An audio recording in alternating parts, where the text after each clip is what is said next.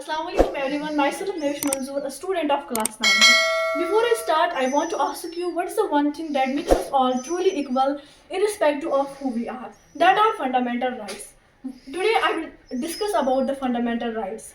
Fundamental rights are the basic human rights guaranteed to all citizens by a country's constitution.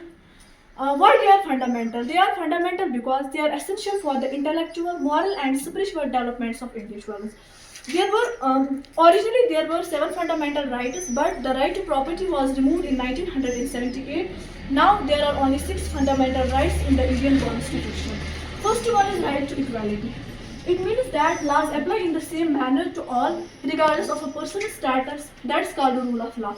Rule of law is one of the essential features of democracy. It means no one is above the law, no one is below the law, all are equal before the law. Every citizen from the prime minister to a small farmer is subjected to the same law, and government should not discriminate any citizen on the basis of color, creed, religion, place of birth, etc.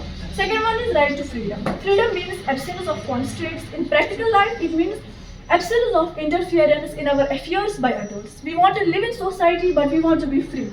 We want to do things in the way we want to do them. So, under the Indian Constitution, every citizen has a right to freedom of expression and speech, form associations and unions, assemble in a specific manner, reside in any part of country, move freely throughout the country, practice any profession, and or to carry on any occupation, trade, or business.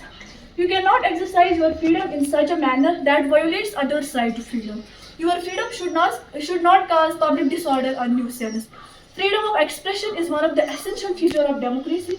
If 100 people think in the one way, you should have the freedom to think differently and express your views accordingly. Third one is right against exploitation. It means once right to liberty and equality is granted, it follows that every citizen has a right not to be exploited. The Constitution declares 3 specific evils and declares these illegal. First one is Constitution prohibits trafficking in human beings. Traffic here means buying and selling of human beings, usually women, for immoral purposes. Second one is prohibition of forced labor, and third one is prohibition of child labor. No one can employ the child below the age of 14 to work in any factory, mines, industries, or in restaurants, etc. Fourth one is right to freedom of religion. Right to freedom of religion means everyone has a right to profess, practice, and propagate their religion. A right to propagate one's religion, however, doesn't mean that a person has a right to compel another person to convert into his religion. Of course, a person is free to change his religion on his or her own will. Right to freedom of religion doesn't mean that a person can do whatever he wants to do in the name of religion. After that, cultural and education right. Cultural and educational rights ensure that everyone has a right to learn, live, and teach according to their own culture and language.